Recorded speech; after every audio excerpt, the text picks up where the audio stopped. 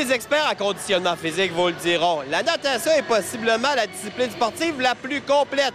Le club du Rouge et Or de l'Université Laval du côté de la natation approuve le tout. Reportage sur ces deux formations, l'équipe masculine et l'équipe féminine.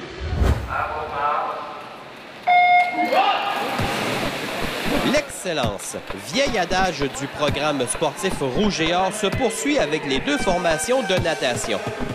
Si les prestations collectives et individuelles chez les hommes correspondent aux attentes, le nombre limité de filles provoque un certain casse-tête à l'entraîneur. Chez les hommes, c'est plutôt confortable, c'est-à-dire qu'on a une équipe qui est bonne en profondeur. On a des gars qui peuvent combler tous les trous, si je peux utiliser l'expression. On en a autant au papillon d'eau, brasse crawl, en quatre nages, les relais. On est beaucoup, puis on est assez bien performant, en tout cas du moins pour l'instant dans les 4 premières coupes. Chez les femmes, c'est plus difficile. On a de très bonnes athlètes, mais on manque un petit peu de profondeur. Bon, on aligne une dizaine de nageuses. C'est insuffisant pour pouvoir viser la bannière de champion québécois cette année. La sous-représentation du côté féminin complique la stratégie du coach. Il faut être très créatif, je te dirais, parce qu'il faut être stratégique dans la façon dont, oui, on monte les relais, mais aussi la façon dont on choisit les épreuves individuelles, parce que l'équipe de Montréal est très forte, entre autres, et on essaie d'accumuler quand même le plus de points possible dans l'ensemble du programme. L'équipe de filles a toujours été très dominante à Laval. On n'a jamais perdu une coupe universitaire, jamais perdu un relais 4 x 200 livres depuis 5 ans, je crois. Puis là, cette année, c'est un petit peu le contraire. Perdre Chanel et perdre Pamela en l'espace de 6 à 8 mois à peu près, ça fait un trou dans une formation.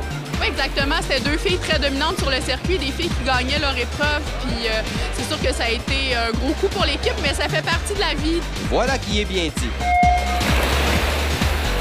Maintenant, direction Bruno Langlois. La présente saison va très bien. Les objectifs cheminent toujours.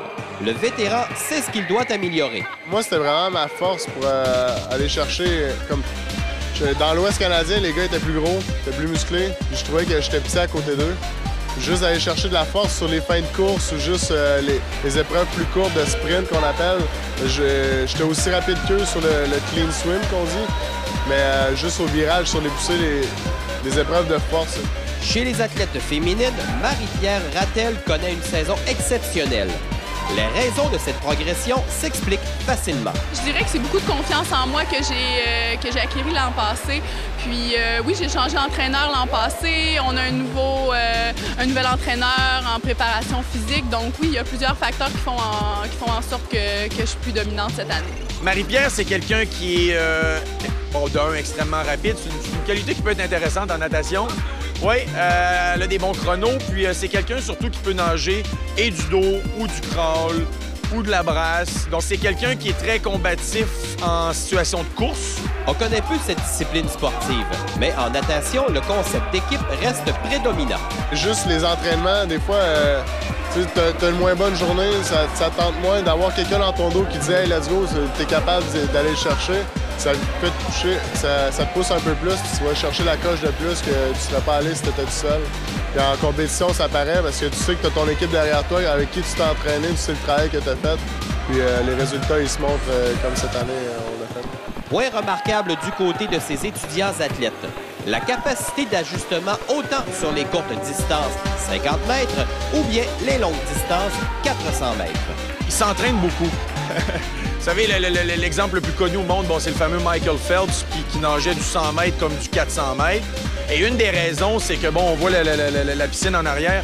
Nos athlètes s'entraînent entre 4 et 6 heures par jour à tous les jours pendant l'année longue. Donc, ça fait d'eux des gens qui sont versatiles, mais aussi qui récupèrent très vite après un effort donné. Après plusieurs années de vaches maigres, il est bien de constater l'amélioration à l'échelle nationale de ce sport chez nous. C'est le fun, mais c'est juste bon pour le sport puis la qualité du sport aussi.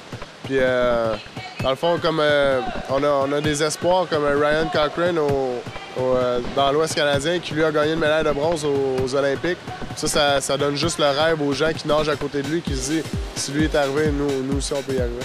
Par ailleurs, la longueur d'une saison universitaire combinée à celle d'une campagne civile se répartit presque sur 10 mois. Un peu trop long? Je dirais que non.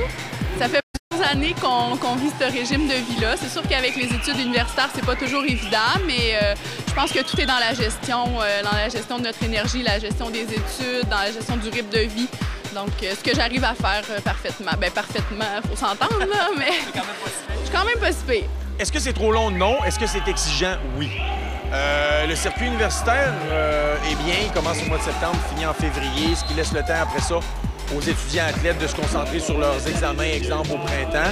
Et ensuite, c'est le circuit civil qui est exigeant lui aussi, qui est en bassin long, parce qu'il faut savoir que le circuit universitaire, c'est en bassin court, donc en bassin de 25 mètres.